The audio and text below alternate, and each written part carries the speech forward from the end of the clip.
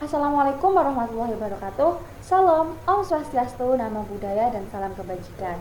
Yang terhormat Bapak Ibu dosen serta kakak-kakak dan juga teman-teman yang berbahagia. Sebelumnya perkenalkan, nama saya Devita Nurusa Fitri dari Teknologi Pangan dan Hasil Pertanian dengan nomor induk mahasiswa 20460-652TP 12862. Pada kesempatan kali ini, izinkan saya untuk menyampaikan hasil pekerjaan saya mengenai evaluasi gizi dalam pengolahan pangan. Pada presentasi kali ini, saya mengangkat satu buah jurnal yang berjudul Effect of Frozen Storage and Cooking Method on Amino Acid Composition of Mullet Fish Mugilcephalus, di mana jurnal ini bertujuan untuk mengetahui pengaruh dari pembekuan dan juga metode memasak terhadap kandungan protein ikan belanak yang dianalisis melalui kandungan asam aminonya. Kali ini akan ada 4 bagian yang akan saya sampaikan. Yang pertama yaitu introduction, yang kedua ada material and method, yang ketiga ada result and discussion, dan yang keempat yaitu conclusion. Yang pertama yaitu introduction. Kita ketahui bersama bahwa ikan dan juga produk-produk olahannya sekarang semakin gencar dikonsumsi oleh berbagai penduduk di belahan dunia. Hal ini dikarenakan bahwa ikan memiliki kandungan nilai gizi yang tinggi, mulai dari protein, mineral, vitamin, serta asam lemak dan juga kandungan gizi lainnya.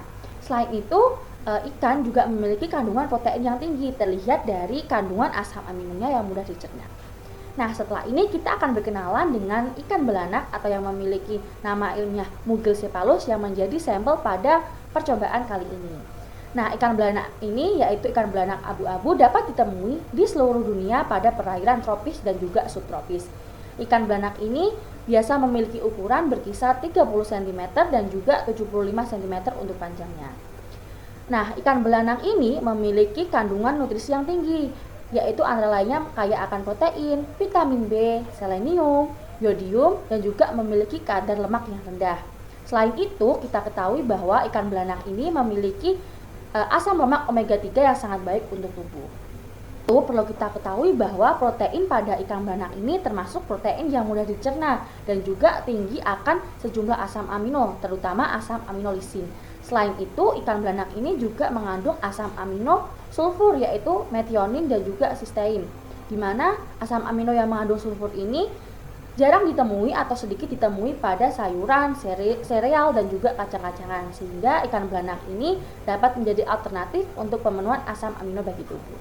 Selanjutnya, kita akan membahas singkat mengenai protein dan juga asam amino. Kita sudah belajar banyak mengenai protein dan juga asam amino. Secara singkat, protein itu merupakan biomolekul yang berukuran besar dan terbentuk dari rangkaian-rangkaian asam amino, di mana rangkaian asam amino ini tersusun dalam ikatan peptida. Selain itu, protein ini juga terbagi menjadi protein nabati dan juga protein hewani.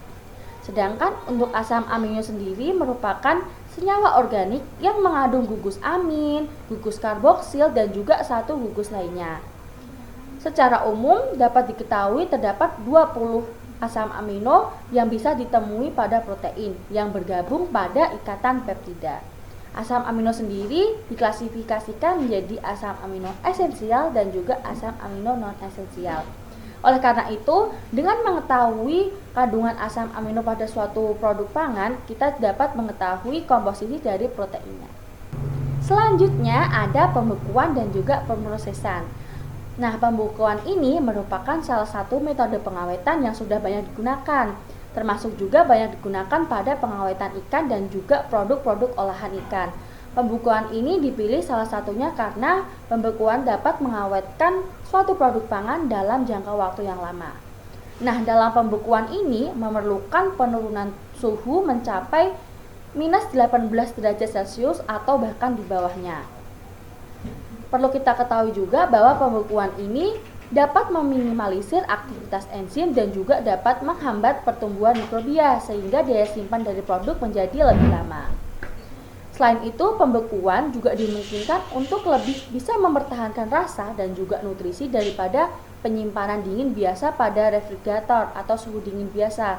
Hal ini dikarenakan bahwa saat proses pembekuan itu, komponen yang ada pada ikan atau pada bahan pangan ini masih terperangkap, tidak lepas dari produknya, sehingga dimungkinkan bahwa nutrisinya masih tetap terjaga daripada penyimpanan suhu dingin biasa yang akan mempengaruhi juga pada kualitas rasanya.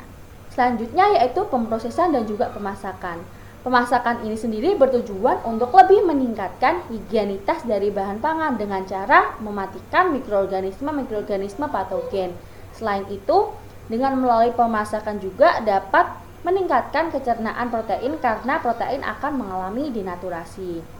Selanjutnya, pemasakan ini juga bisa lebih meningkatkan kualitas rasa, sehingga kita lebih bisa menikmati berbagai macam rasa setelah bahan pangan ini dimasak. Termasuk juga pada ikan dan juga produk-produk olahannya ini dimasak menggunakan berbagai cara yang berbeda-beda. Oleh karena itu, perlu ditentukan proses memasak yang baik agar kualitas gizi pada bahan pangan ini tetap terjaga. Nah, selama proses pemasakan ini sendiri akan terjadi berbagai reaksi, baik yaitu reaksi kimia ataupun reaksi fisika yang akan berakibat pada kenaikan ataupun penurunan dari nilai gizi pada suatu bahan pangan.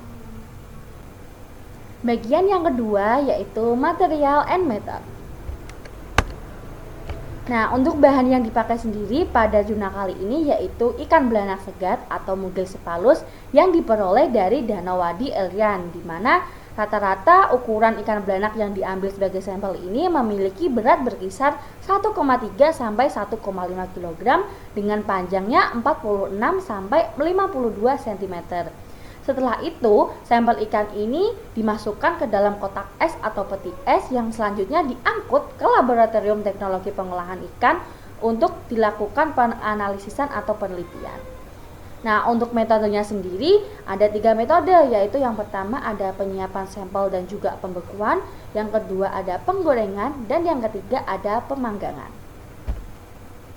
Yang pertama yaitu ada penyiapan sampel dan juga pembekuan. Sampel ikan yang sudah sampai ke tempat penelitian selanjutnya akan langsung dibersihkan bagian dalamnya, dibersihkan sisiknya, kemudian dipotong-potong menjadi beberapa bagian stik dan selanjutnya dicuci menggunakan air ikan yang mengalir.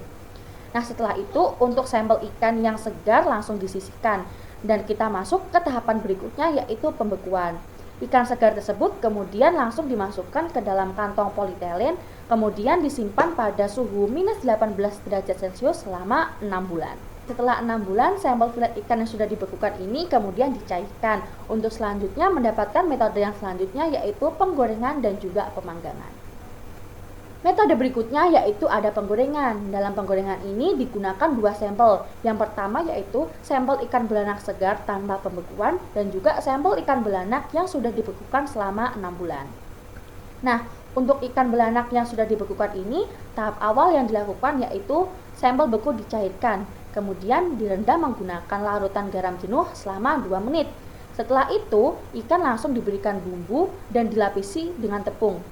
Selanjutnya langsung saja digoreng menggunakan minyak bunga matahari pada suhu 180 derajat Celcius dalam waktu 5 menit untuk setiap sisi ikan. Nah, sedangkan untuk sampel yang satunya yaitu sampel ikan tanpa pembekuan, prosesnya sama seperti yang tadi yaitu digoreng pada suhu 180 derajat Celcius, waktu 5 menit dan menggunakan minyak bunga matahari, tetapi tidak melalui proses pencairan dan juga perendaman menggunakan garam jenuh. Nah, setelah sampel ikan ini digoreng, untuk selanjutnya sampel dikeringkan agar bisa menghilangkan minyak yang berlebih. Metode yang ketiga yaitu ada pemanggangan. Pemanggangan ini masih sama halnya seperti penggorengan, menggunakan 2 buah sampel yaitu sampel ikan belanak yang segar tanpa pembekuan dan juga sampel ikan belanak yang sudah dibekukan. Untuk sampel ikan yang sudah dibekukan, pertama kali harus dicairkan. Setelah itu, dilakukan penggosokan menggunakan dedak. Dedak ini merupakan kulit padi yang sudah halus atau sudah dihancurkan. Setelah itu, dipanggang dalam suhu 260 derajat Celcius selama 15 menit. Setelah 15 menit itu, ikan diberikan bumbu yang berisikan lada, jinten, cabai merah, dan juga bawang putih. Dan kembali dipanggang sebentar selama 1 menit. Untuk sampel yang tanpa pembekuan, prosesnya masih sama juga seperti pemanggangan ikan sampel pembekuan, tetapi tidak melalui proses pencairan dan juga proses penggosokan dengan dedak. Selanjutnya, kita memasuki metode analisis.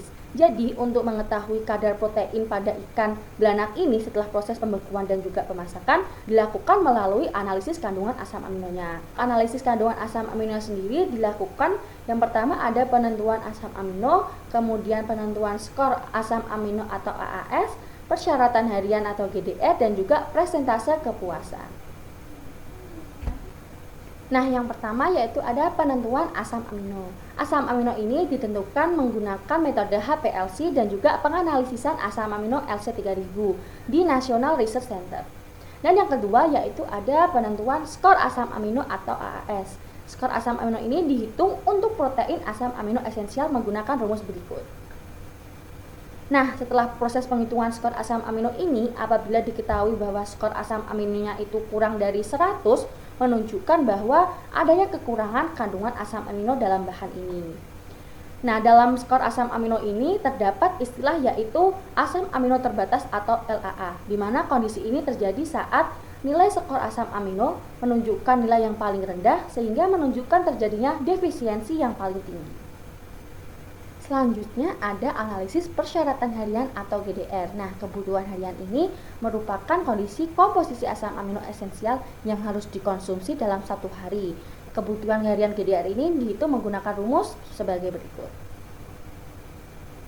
Nah, selanjutnya untuk persentase kepuasan menunjukkan bahwa kebutuhan harian untuk pria dewasa dalam asam amino esensial saat mengonsumsi 150 gram produk ikan belanak. Nah, dihitung menggunakan tunjangan diet harian yang direkomendasikan oleh USRDA. Presentase kepuasan ini sendiri dihitung. Kita memasuki bagian yang ketiga yaitu result and discussion. Pengaruh penyimpanan beku dan metode pemasakan terhadap asam amino ikan belanak. Untuk komposisi asam amino yang pertama ada pengaruh penyimpanan beku pada komposisi asam amino stik ikan belanak. Nah, berdasarkan tabel ini, tabel pertama menunjukkan bahwa efek dari pembekuan terhadap kandungan asam amino dari ikan belanak. Terlihat bahwa kandungan protein pada ikan belanak ini termasuk cukup tinggi. Dapat dilihat dari kandungan asam aminonya yang terbilang juga tinggi. Dari tabel ini terlihat bahwa penyimpanan beku menunjukkan adanya perubahan atau penurunan asam amino. Namun bisa dibilang penurunannya ini tidak begitu signifikan. Nah, selanjutnya berdasarkan tabel percobaan, tabel 1 menunjukkan bahwa penurunan tertinggi terjadi pada asam amino sistein, yaitu penurunannya mencapai 13%. Kemudian, selain penurunan sistein yang cukup besar ini, ada beberapa asam amino yang mengalami sedikit peningkatan, yaitu antara lain tirosin, serin, dan juga arginina, di mana peningkatan ini dimungkinkan terjadi karena adanya transisi satu jenis asam amino ke jenis asam amino yang lain pada proses deaminasi dan juga oksidasi protein. Nah, selanjutnya dapat terlihat pada tabel 1 juga menunjukkan bahwa asam amino yang komponennya paling tinggi pada ikan belanak ini yaitu terdapat pada asam amino glutamik atau glutamat, di mana kandungannya mencapai 11,07 gram per 100 gram protein.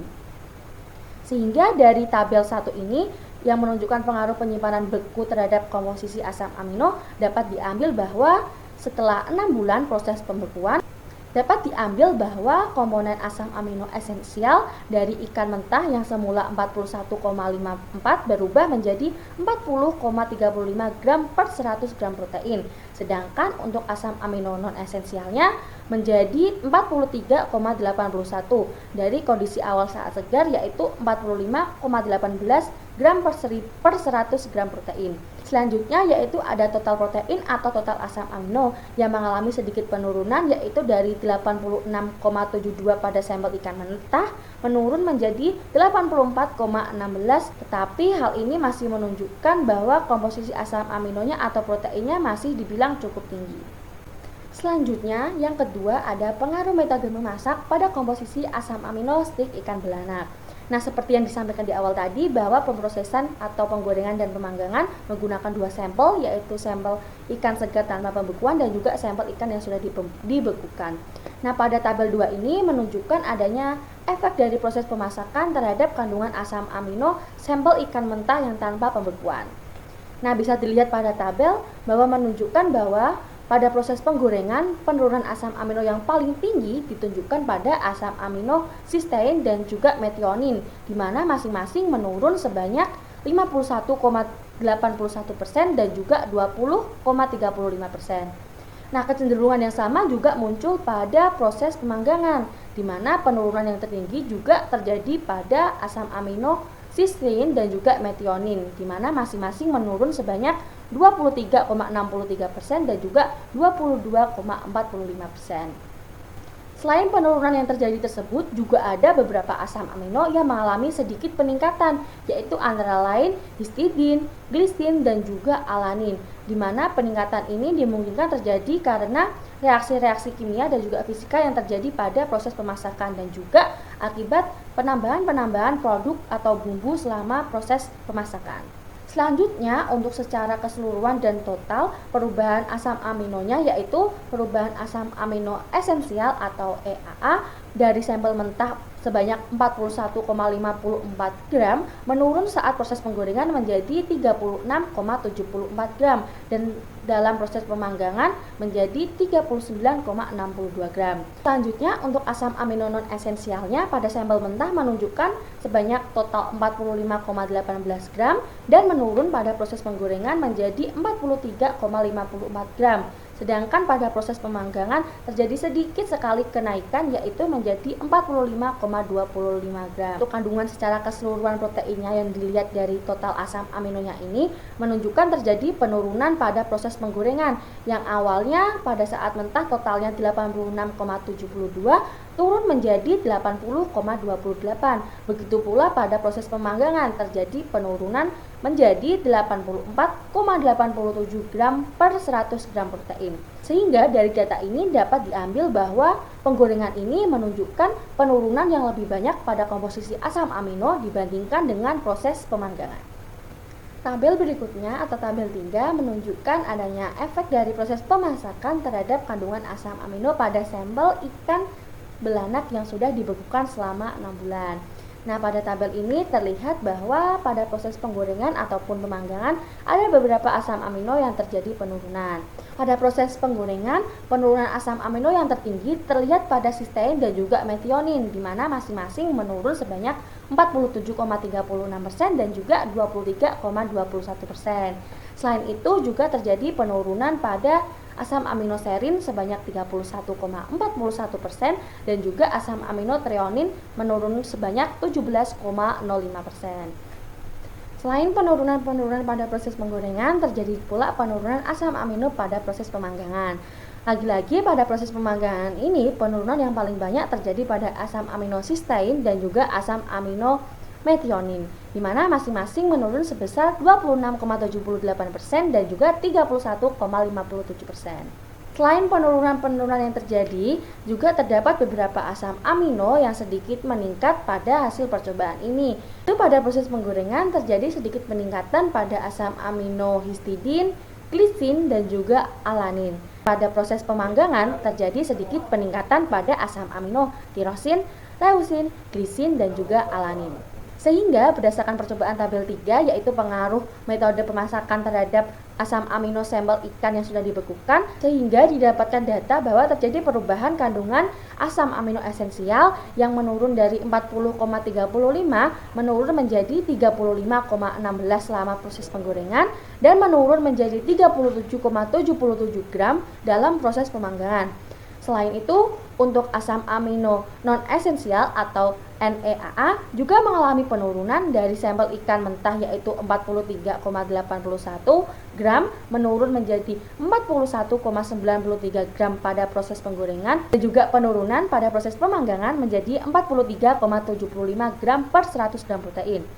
Sehingga kandungan protein secara total atau kandungan asam amino total dari data berikut menunjukkan bahwa protein menurun menjadi 77,09 gram selama proses penggorengan dari awal sampel mentah senilai 84,16 gram.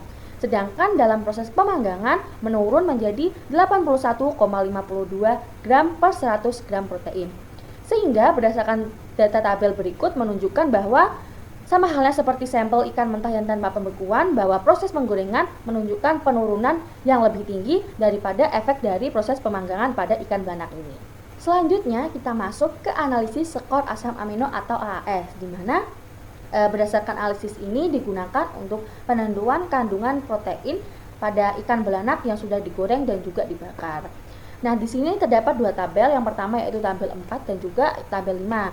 Di mana pada tabel 4 menunjukkan bahwa sampel yang digunakan yaitu sampel ikan belanak mentah yang tanpa melalui proses pembekuan. Sedangkan untuk tabel 5 yaitu sampel yang digunakan ikan belanak yang sudah dibekukan selama 6 bulan pada suhu minus 18 derajat Celcius. Untuk tabel yang pertama yaitu pada tabel 4 menunjukkan bahwa pada ikan mentah sebelum melalui proses pemanggangan dan juga penggorengan, skor asam amino atau AAS menunjukkan bahwa nilai terendahnya yaitu 105% yang ditunjukkan oleh asam amino leusin. Sedangkan untuk nilai tertingginya yaitu mencapai 173% yang ditunjukkan oleh asam amino isoleusin.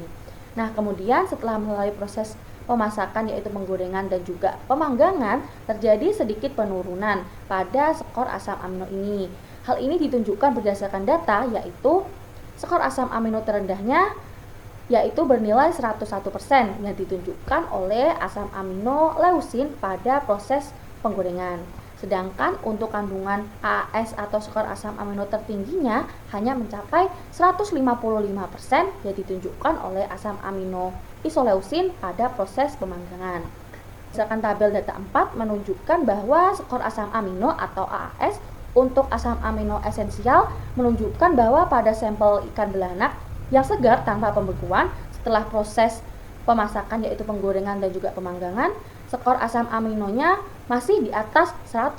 Hal ini menunjukkan bahwa tidak terjadi kekurangan asam amino pada kandungan ikan atau stik ikan jika dibandingkan dengan standar yang sudah ditentukan.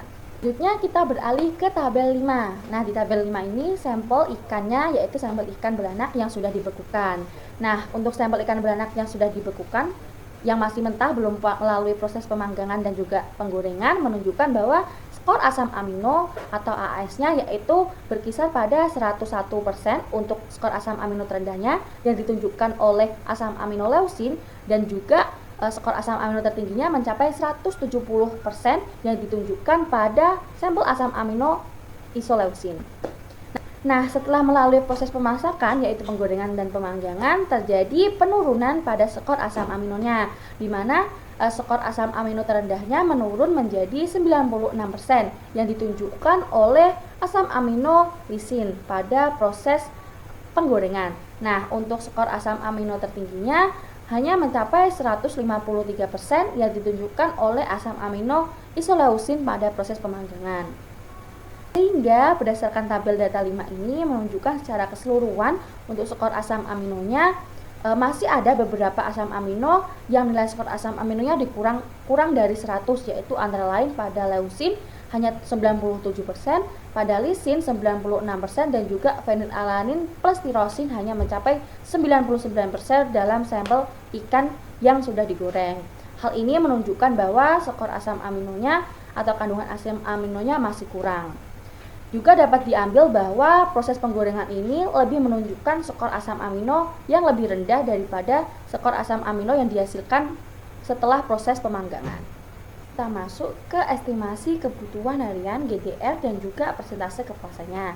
Sudah terdapat tabel hasil percobaan yaitu ada tabel 6 dan juga tabel 7.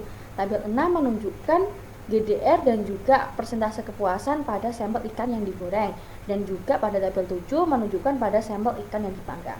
Pertama, kita lihat pada data tabel 6 menunjukkan bahwa sebagian besar kebutuhan asam aminonya baik asam amino pada ikan goreng yang berasal dari sampel mentah ataupun ikan goreng yang berasal dari sampel yang sudah dibekukan menunjukkan bahwa estimasi kebutuhan hariannya kurang dari 150 gram. Ada sampel belanak goreng yang berasal dari ikan mentah menunjukkan bahwa kebutuhan harian dari asam amino methionine plus cysteine ini mencapai 161 gram, yang berarti lebih dari konsumsi yang dilakukan yaitu 150 gram. Dengan persentase kepuasannya hanya 93%. Nah, kemudian lagi-lagi pada methionine plus cysteine pada sampel yang sudah digoreng yang berasal dari ikan yang sudah dibekukan menunjukkan bahwa kebutuhan dari asam amino ini juga tinggi, lebih dari 150 gram, yaitu sebanyak 177 gram. Dengan persentase kepuasannya hanya mencapai 84%. Karena itu, berdasarkan tabel data 6 menunjukkan bahwa dengan mengkonsumsi 150 gram ikan belanak goreng, baik yang berasal dari sampel mentah ataupun sampel yang sudah dibekukan, sebagian besar sudah mencukupi kebutuhan asam amino yang ada, kecuali kebutuhan asam amino metionin dan juga sistein. Selanjutnya, kita beralih pada tabel 7, yaitu pada ikan yang sudah dipanggang. Seperti ikan yang sudah digoreng, pada sampel ikan yang sudah dipanggang ini menunjukkan bahwa sebagian besar komposisi harian atau estimasi kebutuhan asam amino kurang dari 150 gram. Kecuali kita lihat pada tabel yaitu untuk asam amino histidin. Untuk asam amino histidin ini pada ikan yang sudah dipanggang yang berasal dari sampel ikan mentah menunjukkan bahwa kebutuhannya mencapai 178 gram dengan persentase kepuasannya hanya mencapai 84%. Kemudian untuk sampel yang berasal dari ikan yang sudah dibekukan menunjukkan bahwa kebutuhan histidin ini juga tinggi, yaitu mencapai 196 gram dengan estimasi kepuasannya hanya mencapai 76 gram. Nah, sehingga berdasarkan tabel data 7 ini menunjukkan bahwa dengan mengkonsumsi 150 gram ikan belanak yang sudah dipanggang menunjukkan bahwa sebagian asam amino sudah dapat dipenuhi, namun ada beberapa asam amino yang kebutuhannya belum dapat dipenuhi, yaitu ada histidin dan juga metionin plus sistein, di mana metionin dan sistein ini menunjukkan bahwa persentase kepuasannya hanya 97% untuk sampel panggang yang berasal dari ikan mentah dan juga sebanyak 82% pada ikan yang dipanggang menggunakan sampel ikan yang sudah dibekukan. Bagian yang terakhir atau yang keempat yaitu ada conclusion atau kesimpulan. Berdasarkan jurnal ini ada beberapa kesimpulan yang dapat diambil. Yang pertama yaitu ikan belanak segar memiliki kualitas protein yang baik, ditunjukkan dengan total asam amino esensial dan juga skor asam aminonya yang tinggi. Selanjutnya, indikator kualitas ini atau kualitas proteinnya sedikit menurun setelah terjadi pembekuan selama 180 hari atau 6 bulan pada suhu minus 18 derajat Celcius. Kesimpulan yang ketiga yaitu proses penggorengan menghasilkan lebih banyak kehilangan asam amino dibandingkan dengan efek proses pemanggangan. Kesimpulan yang keempat yaitu, meskipun proses penggorengan dan pemanggangan menurunkan asam amino, tetapi karena penurunannya tidak begitu signifikan sehingga kualitas dari protein pada ikan belanak ini masih tinggi, ditunjukkan dengan total asam amino esensialnya yang tinggi, skor asam aminonya yang tinggi, dan juga persentase kepuasan yang termasuk tinggi. Sehingga dengan mengkonsumsi 150 gram ikan belanak yang sudah digoreng ataupun dipanggang, sudah bisa memenuhi sebagian besar kebutuhan harian asam amino esensial. Demikian presentasi yang dapat saya sampaikan. Apabila ada tutur kata yang kurang berkenan ataupun kesalahan dan kekurangan dalam penyampaian, saya mohon maaf yang sebesar-besarnya. Terima kasih. Wabillahi taufiq wal hidayah. Wassalamualaikum warahmatullahi wabarakatuh. Salam, Om Swastiastu, Namo Buddhaya, dan salam kebajikan. Assalamualaikum warahmatullahi wabarakatuh. Salam, Om Swastiastu, Namo Buddhaya, dan salam kebajikan. Sebelumnya saya mau mengucapkan terima kasih kepada teman-teman yang sudah berkenan menyaksikan presentasi saya dan juga berkenan untuk memberikan pertanyaan-pertanyaan. Jadi di sini saya akan mencoba untuk menjawab pertanyaan-pertanyaan yang sudah diberikan. Untuk pertanyaan yang pertama, mengapa dilakukan perendaman dengan menggunakan larutan garam jenuh ketika proses penggorengan? Jadi untuk perendaman menggunakan larutan garam jenuh sendiri, pada proses penggorengan dilakukan hanya untuk sampel yang sudah dibekukan, sedangkan untuk sampel ikan beranak yang tidak dibekukan tidak melalui proses ini. Untuk perendaman dengan larutan garam jenuh dilakukan setelah proses thawing atau pencairan sampel ikan yang beku. Nah, adapun alasan yang memungkinkan kenapa dilakukan perendaman garam jenuh ini karena dengan perendaman larutan garam jenuh ini bisa memberikan beberapa manfaat. Yang pertama yaitu dapat digunakan sebagai pengawet. Nah, jadi saat proses thawing itu atau pencairan setelah pembekuan itu dimungkinkan bahwa zat-zat gizi yang ada pada ikan ini mungkin terlepas dari ikannya. Nah, dengan perendaman menggunakan larutan garam ini dimungkinkan bisa mempertahankan zat gizi yang ada pada ikan. Kemudian saat proses thawing, apabila terdapat mikrobia mungkin yang bisa menyerang, larutan garam ini bisa sebagai pengawet dalam produk ikan tersebut. Nah, yang selanjutnya dapat mempertahankan warna dan juga tekstur dari daging.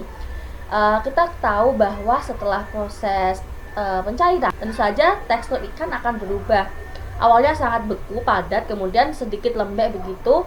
Nah, dengan direndam menggunakan larutan garam jenuh ini bisa tetap mempertahankan kualitas atau tekstur dari daging ikan ini.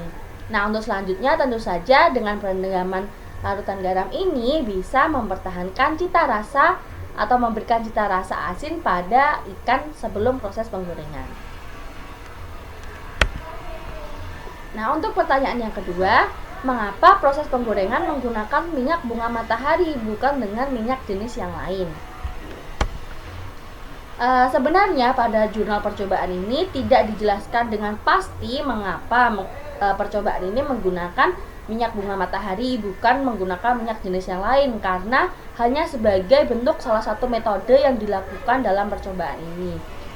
Namun dengan menggunakan minyak bunga matahari ini tentu saja sebagai alternatif pilihan penggunaan minyak daripada penggunaan minyak-minyak yang lain. Nah, jika kita lihat dari kandungan minyak bunga matahari itu sendiri, bunga matahari ini memiliki beberapa kandungan. Yang pertama yaitu ada asam lemak tak jenuhnya yang tinggi. Nah, dengan asam lemak tak jenuhnya yang tinggi ini dimungkinkan bahwa bisa meminimalisir kerusakan yang lebih besar pada ikan setelah proses penggorengan.